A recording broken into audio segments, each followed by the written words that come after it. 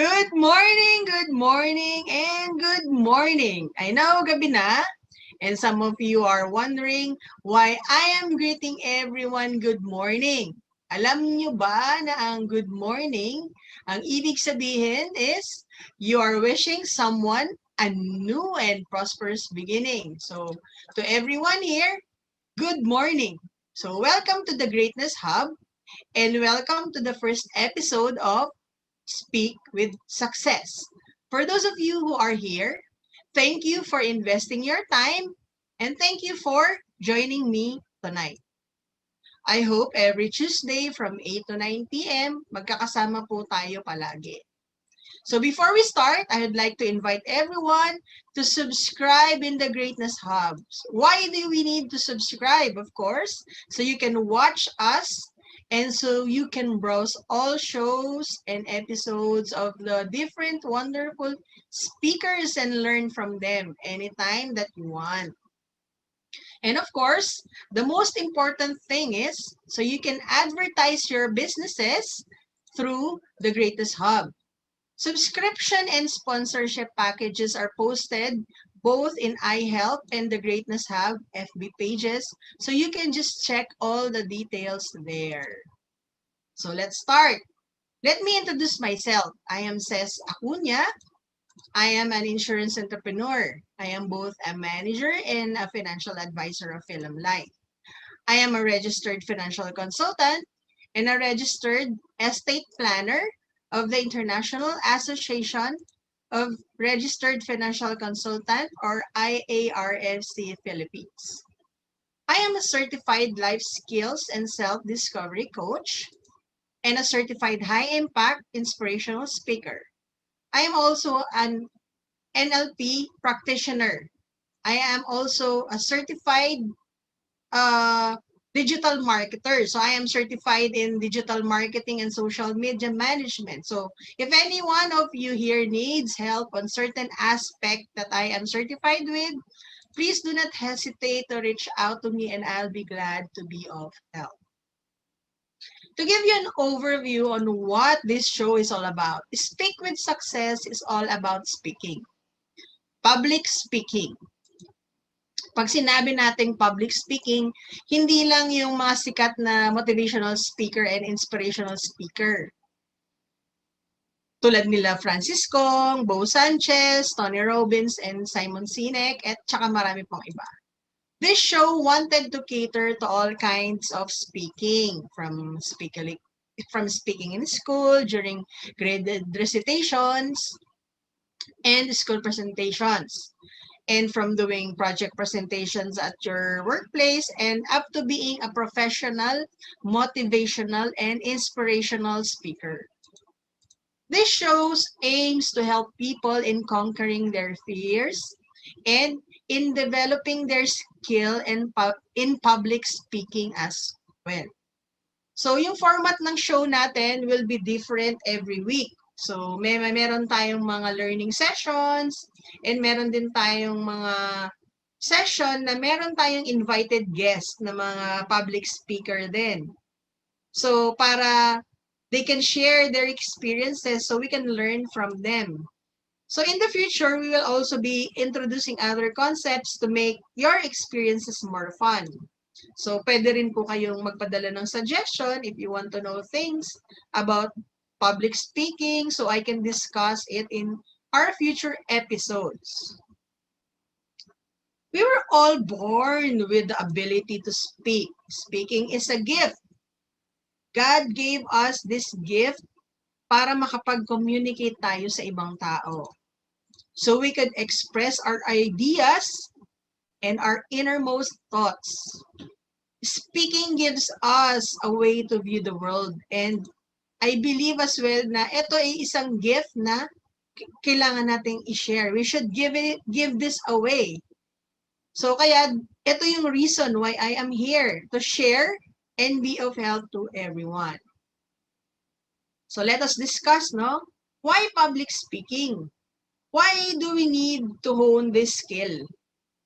Public speaking is our way of communicating. So communication allows us to build connections. influence decisions, and motivate change. Without communication skills, the ability to progress is nearly impossible. Imagine yourself in the working world, sa trabaho, and in life itself, yung pang-araw-araw mong buhay. Imagine yourself na tahimik ka lang, hindi ka nagsasalita, not expressing the things you want to say, not being able to form connections. Siyempre, pag ganito, mag-isa ka lang, wala kang kausap. So, imagine yourself na ganyan ang situation. Like sa akin, dahil I'm working in sales, paano ko ma-expand yung network ko if wala akong ma-form na connection? Sino ang bebentahan natin? How can we close a sale if we cannot do product presentation? Kaharap mo na si kliyente, di ba, naninigas ka sa nervyos. So how can you convince a customer that your product can be a solution to their problem? Sino ang maniniwala sa'yo if pautal-utal ka pa magsalita or bigla kang tumigil dahil nakalimutan mo yung sasabihin mo dahil ninenervyos ka, dahil natatakot ka to speak? Remember, if you are selling something, they will not buy it if you will fail to position your product as something that will solve their problem. And at the same time, if hindi nila makita sa'yo na magaling ka magsalita, they will not believe you. Even ako, kung may mag-aalok sa akin ng isang product, if hindi naman ma-explain sa akin nang nagbebenta kung para saan yung produkto na yun, syempre hindi ko na rin siya bibilhin.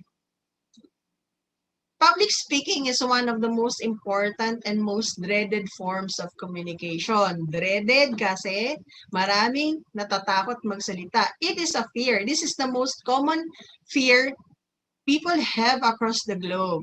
Dito na pumapasok yung biglang nagbe-mental block ka, nakakalimutan mo na ang sasabihin mo, bigla kang naninigas, nanlalamig ang buong katawan mo at sa tingin mo, hihimatayin ka na dahil sa bilis ng tibok ng puso mo.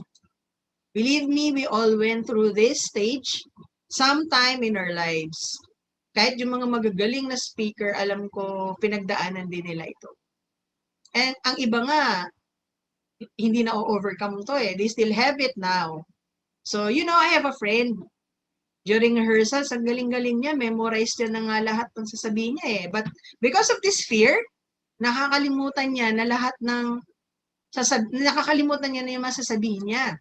This usually cause embarrassment on his part. Kaya parang naisip niya to give up na lang, na hindi na lang siya mag-i-speaker. So sadly, syempre, nakakalungkot because you will not be able to share your knowledge on a certain topic because of the fear that you have.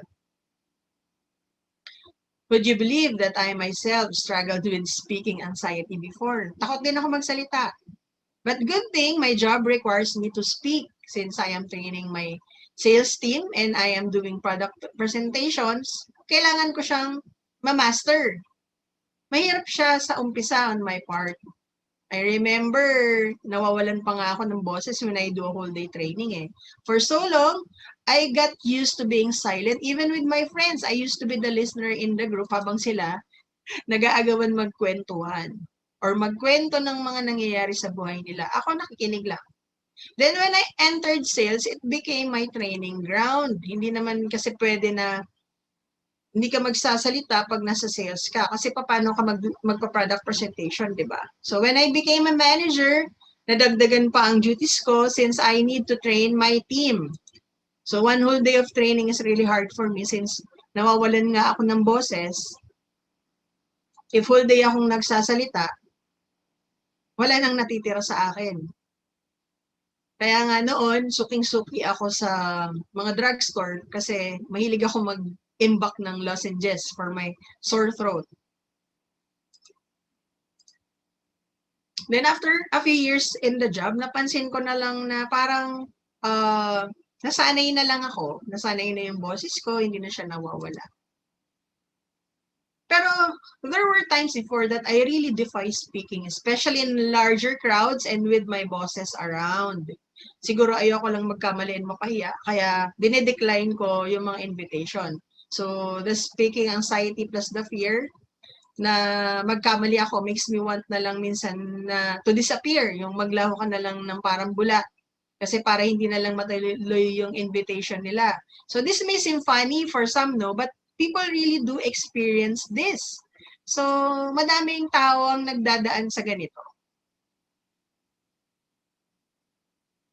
It is easier for students since you can just sit in the back of the classroom and avoid raising your hand to dodge such situations na kailangan mong magsalita. I also do this back in college and in high school. Naalala ko pa nga, siguro naalala nyo din, pag recitation na sa school, di ba, halos lahat yumuyo ko, gumaganon, parang nagtatago kay teacher, umiiwas matawag. Kulang na nga lang, isiksik mo sa ilalim ng upuan o ng lamesa yung ulo mo para hindi ka makita ng teacher. Pero yung ganitong situations kasi, hindi mo siya pwedeng iwasan in the working world. Public speaking is a vital skill to have and to hone, especially pag nagtatrabaho ka na. Hindi tayo pwede magtago because it affects our simple everyday interaction with everyone. Yung interaction natin with our coworkers, with our bosses, and yung mga iba pang mga makaka-interact natin sa office, and it affects our interaction with our clients. So it can have an enormous impact on our career path and our level of success in the industry. Like me, di ba, nasa sales nga ako. So kung hindi ko siya ipapractice, hindi ko siya gagawin, hindi ko siya i-develop yung skill ko, hindi ako magiging successful as a salesperson. So let me share with you a story, no? This is really my personal story. I love to share this in my talks, no? Before, I usually avoid speaking in office events, and because I usually turn down speaking invitations, parang they got used to it na halos nagiging kantsawan na lang sa office namin na kahit nga walang event or kahit may event na hindi naman ako kailangan maging speaker, lagi nila akong kinakantsawan na, "Oh, sis, ikaw nang speaker ha?" I usually avoid this by responding with a husky voice telling them na, "Sir, mukhang nawawala ang boses ko." Yung mga ganyan. So parang nagtatawanan na lang sila. It always ends up with laughter, no, with the laughter, no. So this became a cycle. So paulit-ulit 'to nangyayari. And for years ganito ako, but honestly I came to a point where I realized how much it is limiting me. So it limited me from expressing the things that I wanted to say and from sharing the knowledge that I have. I am confident that I have so much knowledge to share. I know how to speak, but I really need to conquer the fear. I really need to identify the cause of the fear that I have. So parang kailangan kong malaman kung saan siya nanggagaling. So that is when I started taking courses, yung mga para ma-enhance yung skill ko. So I kept reading books and watching videos and materials that will give me more knowledge that I can share later on. So I started speaking in events, in webinars, and I started to accept speaking opportunities so I can sharpen the skill and conquer the fear. Some ask me nga minsan na, "Oy, sis, nervous ka pa ba?" Of course, but because I speak on a regular basis, I already know how to handle it. I already know how to finish my talk na hindi ko siya nakakalimutan. You know, practice really makes perfect. So if you want to enhance the skill, speak. You have to speak every day. You have to speak regularly.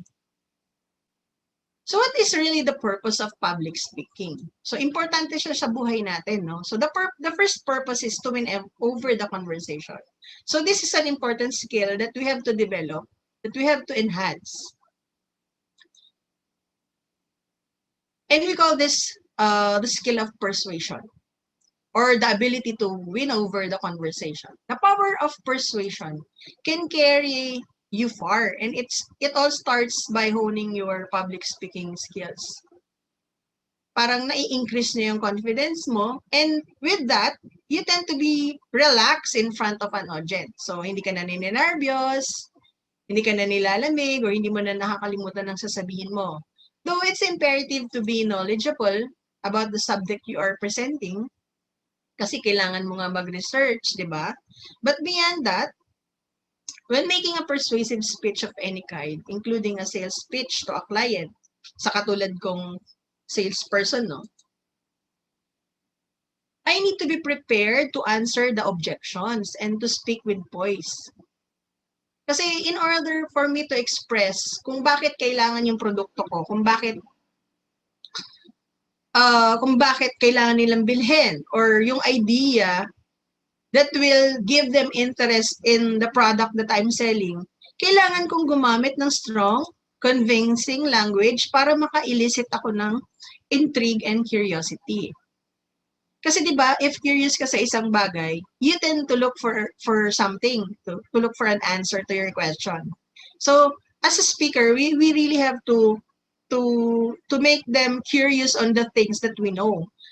Because people will come to us if they get curious on the things na alam natin. Sila na ang lalapit sa'yo eh. So, hindi ka na, kumbaga, you don't need to approach them. Sila na mismo ang lalapit. So, the second purpose is to motivate people. So, dito naman pumapasok kadalasan yung mga inspirational speaker natin na na-mention ko kanina. A great public speaker attains the power to motivate the audience. Usually, ginagamit to. Usually to make the audience do something, like to make them buy a product or to make them invest in something. Kasi di ba si Bo Sanchez, ina-emphasize niya that we have to invest. Kasi yung mga katulong niya nga, milyonaryo na because they are investing in the stock market. So another thing then in using the motivation is to stop someone to do something. Like stop their vices, tumigil sa pagsigarilyo and stop drinking. And then, another thing is to change the behavior. Like, if you're a procrastinator, you have to stop that and parang gawin mo agad yung mga kailangan mong gawin. So, you will become an achiever. And sometimes, ito yung, di ba yung lagi kang late? So, matuturuan ka to practice time management. So, ganyan. And then, one thing as well is to reach an objective, like reaching your goals in your work. Like sa akin, since I'm in sales, I need to reach a quota per month. Pero ito kasing mga speaker na to, itong mga talk na to carry an idea forward, you must be able to excite your audience. Kasi kung hindi naman na-excite ang audience or hindi rin sila maniniwala sa'yo. Public speakers are leaders who are able to inspire their audience to work harder to achieve their goals. So as a public speaker, our role is to influence the listeners and create an environment where everybody walks out ready to roll. Kung ano yung gusto mong ipagawa, gagawin nila. Like losing weight. If a speaker convinces me through their talk and gave me the knowledge and information that will excite me, for sure, gagawin ko rin siya, di ba? Like, if they've given me the information of what this can do to my health, and if ma-trigger nila kung may ma-trigger sila sa akin, like, di ba kung papayat ako, I'll be able to wear the clothes that I want. Mas magandang tingnan, nasuot ko siya. So, this is really what the speaker needs to do, no? To excite you and to give you more information na paniniwalaan mo through the way and through how they talk. So, look at the election in the US, di ba? So, di ba usually meron silang debate before the election. So, napapansin nyo, if nanonood kayo doon, the person that wins is simply the one who is the better public speaker than the other. Being knowledgeable is a factor, no? But dito sa mga debates kasi, ang importante dito is yung na-arouse mo yung passion ng mga tao through your skill in public speaking. So naniniwala sila sa'yo, parang when they hear you speak, alam nila na totoo yung sinasabi mo. Alam nila na mangyayari kung ano yung sinasabi mo. Minsan kasi, pag napapag-usapan ng mga tao na gusto nila magkaroon ng boses sa mundo,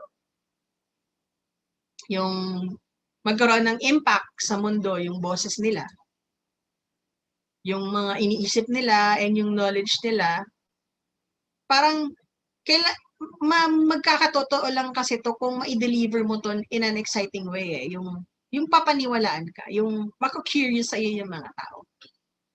A mastery of public speaking allows you to relate to the audience and gain their trust. Yung parang pag pinagkakatiwalaan ka na nila, you become likable and believable. And you will be able to inspire and even entertain the crowd. Kasi 'di ba usually mga stand-up comedian. So this is what they do. They entertain the crowd. Siyempre pag hindi ka magaling, hindi naman sila magtatawanan. So you will be a failure when it comes to being a stand-up comedian. The last purpose of public speaking is to inform. Dito na pumapasok yung mga sa school, sa office, yung nagbibigay ka ng lecture, ng training. The ability to inform is one of the most important aspect of public speaking. So from presenting research papers and PowerPoint presentation in school to presenting ideas and pitches to your boss or your client, parang this is vital. A vital component of a successful career. So parang kailangan mo to para maging successful ka sa career mo. Kasi once you have their attention, parang pinaniniwalaan nila lahat ng sinasabi mo. Naaalala nila yung mga sinasabi mo. Parang ito din ang nag-i-enhance na parang maintindihan nila yung mga importanteng bagay na ini-impart mo sa kanila.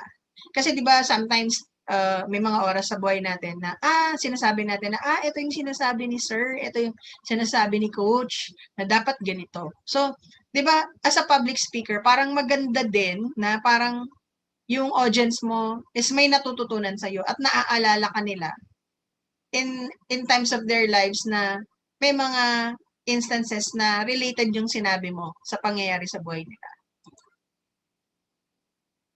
Minsan naman, 'di ba, we are asked to instruct or to train people, especially sa akin nga, I'm a manager, I train my people.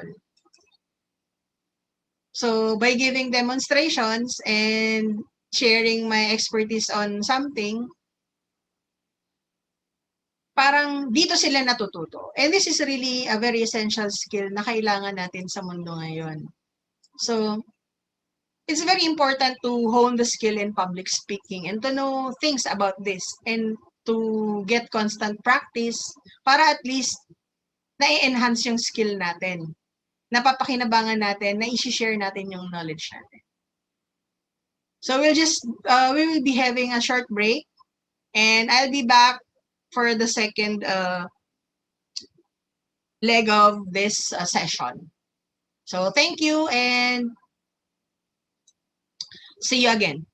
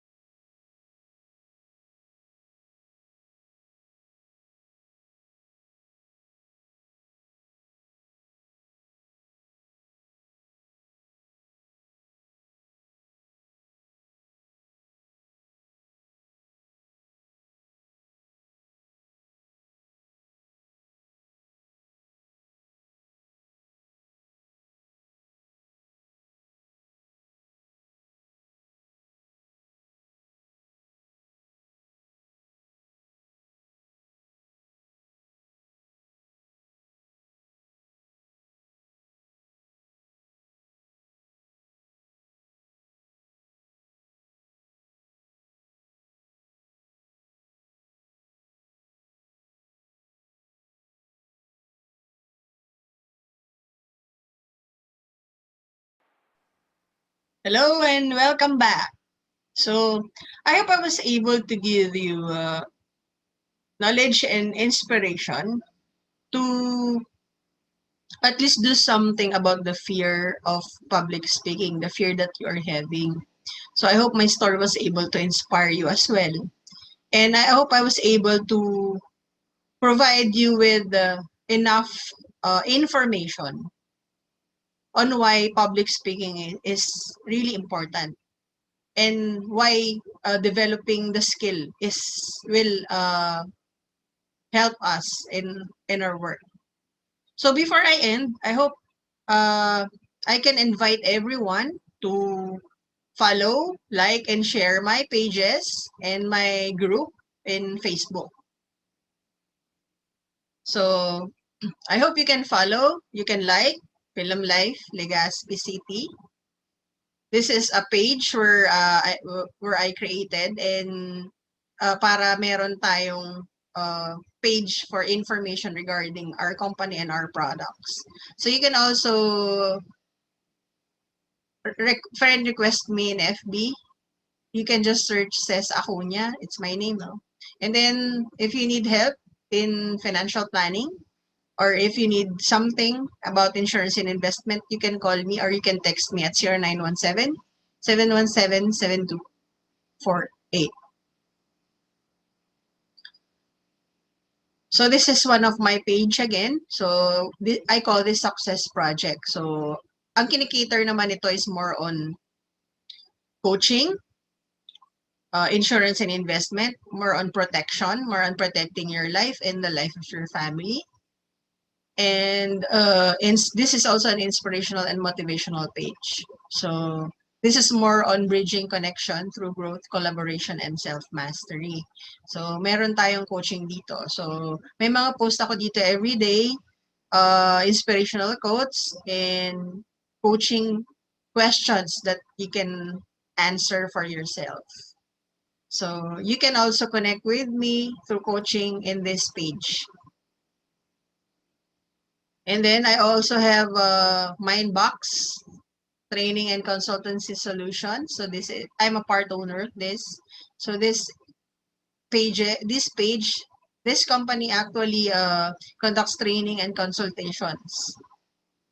So we do our regular webinar here, and we do both free and paid webinars through Mindbox. And then I also have one community wherein this is where we do the inspiration and motivation as well. And dito din siya yung mga abundance and growth mindset, yung fixed versus the growth mindset. So dito siya. So bakit siya draining packets? Kasi ibig sabihin, butas na yung bulsa natin because we do not know how to plan our finances. So I hope you can also join this community. And then lastly, I hope I'll see you again next week. Don't forget to join every Tuesday from 8 p.m. to 9 p.m. Speak with SucCEZ. So thank you, and I hope this was a fruitful evening for everyone. And thank you all for investing your time. So thank you and good night.